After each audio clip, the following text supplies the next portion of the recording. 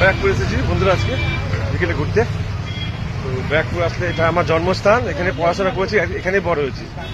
আর চাকরি পাওয়ার পর এখন খড়গপুর চলে গেছি, ওখানে এখন পোস্টিং আছে। ঠিক আছে,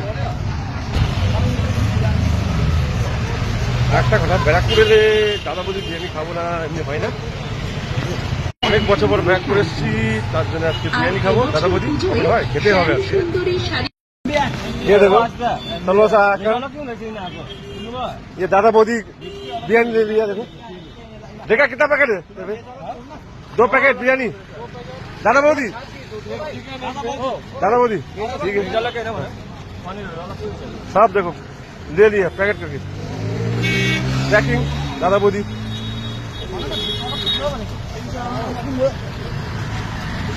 क्या हो गया? अरे बिरयानी खा पाएगा तो ला क्या